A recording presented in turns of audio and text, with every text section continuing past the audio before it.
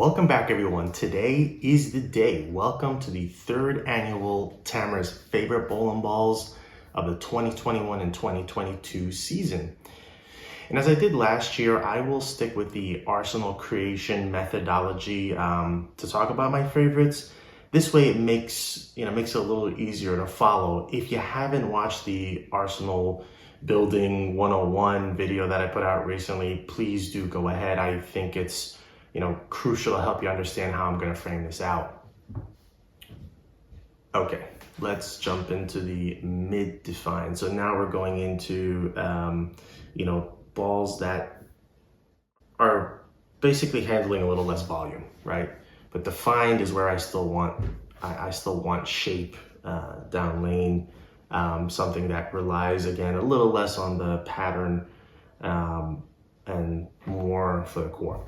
And I feel like I did struggle with this category because I feel like it needs an asterisk like the baseball players in the steroid era. I don't know.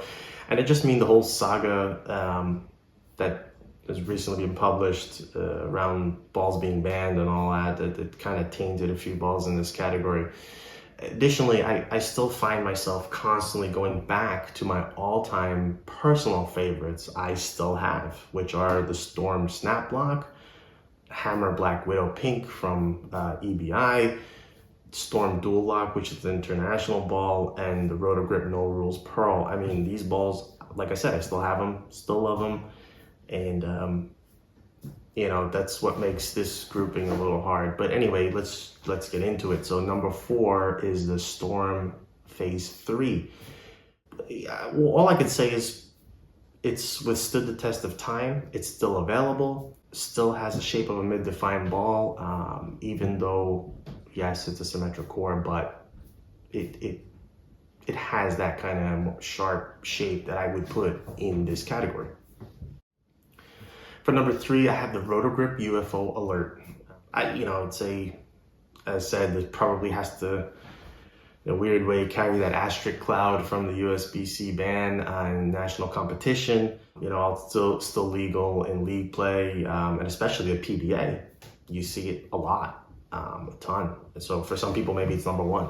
It does fit nicely, even though I found it maybe a little rounder than your typical Storm Shiny ASIM, and then that's probably why it kind of fell to number 3 for me. So that's it, the RotoGrip UFO Alert. Number 2, the 900 Global Altered Reality. So let's add another asterisk here, I guess. But prior to that, this was actually my go-to for me for a pretty good period of time. I like a little bit more clear definition off the pattern, and this ball did that well. I guess you can't get this nor the UFO Alert anymore. So, if you still have it, great. If not, I guess they're not going to be available on the market anymore. So that's my only, caveat with this grouping. But finally, not to overshadow the number 1, the number 1 is, for me, the Motive Mythic Jackal. But ultimately, this is a legitimate shiny ASIM for Motive. It really fits the mold that I have for this category pretty squarely. And if I'm not bringing a classic in the bag for this slot on a given night, the Mythic Jackal is the one I pull out of the pile. So it's the Motive Mythic Jackal for number 1 in the mid-defined category.